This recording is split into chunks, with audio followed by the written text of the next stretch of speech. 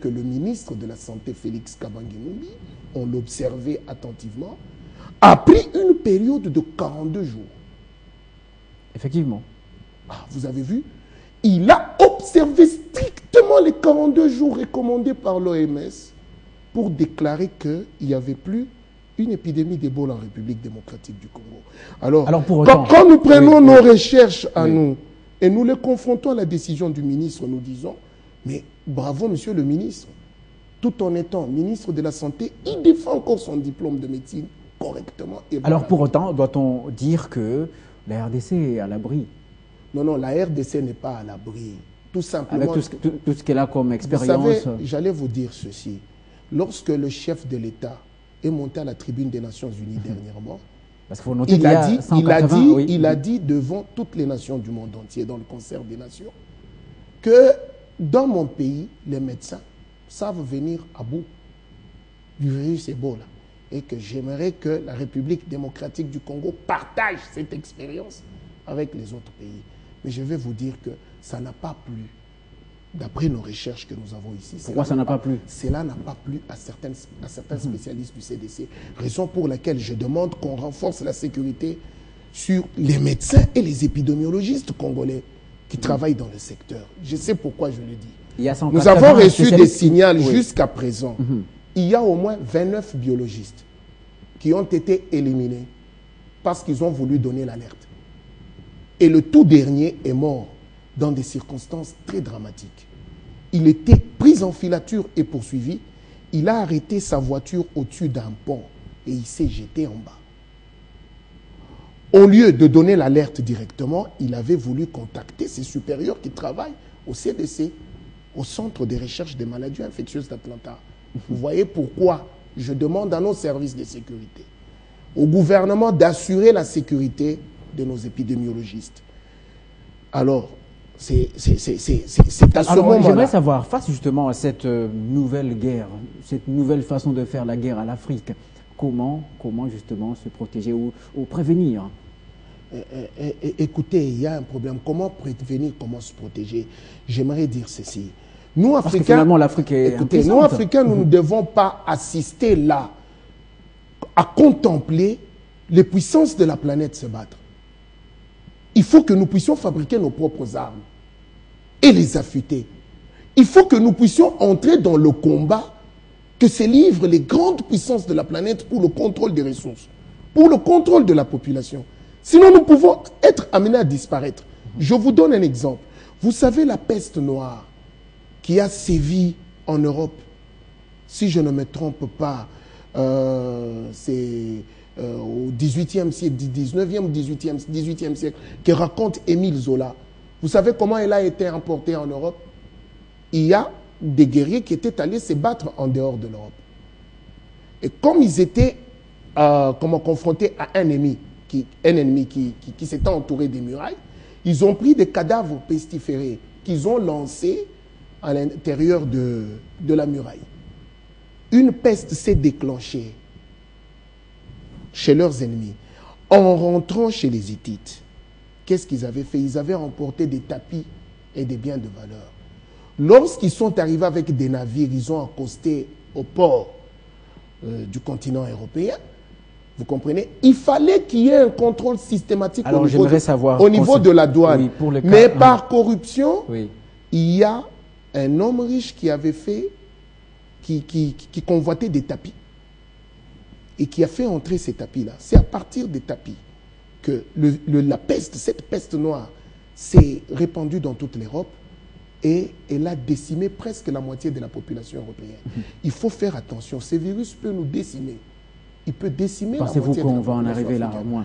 Écoutez, pourquoi le roi du Maroc a interdit comment? Pensez-vous, connaissant justement... j'ai un argument que je vais vous donner. Il y a quelque chose qui a mis la puce à l'oreille du souverain Mohamed VI. La société qui fabrique des vêtements de protection contre le virus Ebola est débordée par les commandes américaines. Imaginez-vous que l'Amérique possédait déjà 160 000 pièces de vêtements de protection. L'Amérique a commandé pour fin décembre ici 250 000 pièces à livrer d'urgence au Texas. La société se trouve actuellement débordée parce que l'Amérique vient de renouveler la commande. 2 millions de pièces que la société est contrainte de livrer avant juin 2015. Et pourquoi tout ça? Alors, nous nous demandons pourquoi passer à ces commandes de vêtements avec une telle rapidité. C'est que l'épidémie n'est pas encore contenue. C'est qu'il y a quelque chose en coulisses qu'on est en train de cacher. Tout simplement, cette prudence-là a guidé Mohamed VI. C'est peut-être une mesure de précaution. Non, ce n'est pas une mesure de précaution. Il y a beaucoup d'arguments sous-jacents qui sont en sourdine. Il y a beaucoup de choses que je ne peux pas dire ici à la télé. Vous comprenez? Alors, pourquoi élimine-t-on physiquement tous les biologistes qui tentent de donner la lettre? Eh bien, pourquoi? Vous comprenez? Mais parce qu'on cherche à cacher un secret. Aujourd'hui, c'est un secret de polichinelle. Vous voyez? Pourquoi la plupart des Américains ne veulent plus aller en Afrique de l'Ouest? C'est parce qu'ils savent que leur propre gouvernement est derrière ces expérimentations biologiques qui ont généré ce virus-là, Ebola. C'est un secret de polichinelle. Et que l'administration américaine aujourd'hui est trempée jusqu'au cou.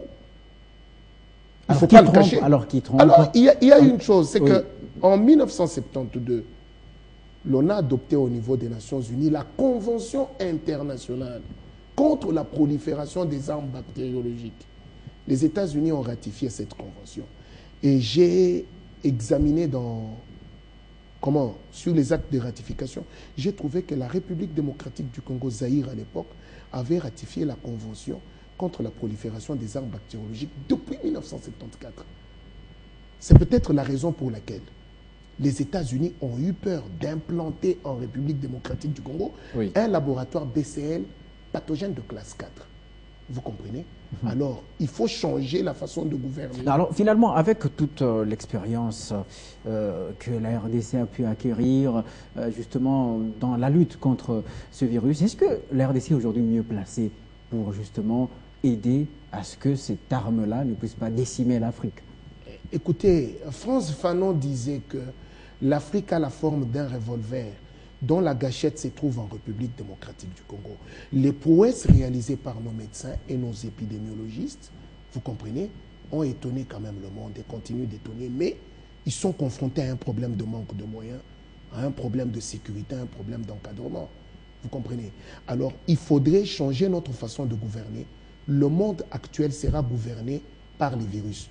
Qui sont les plus forts? Ceux qui manipulent les virus dans les laboratoires ou ceux qui sont détenteurs au pouvoir?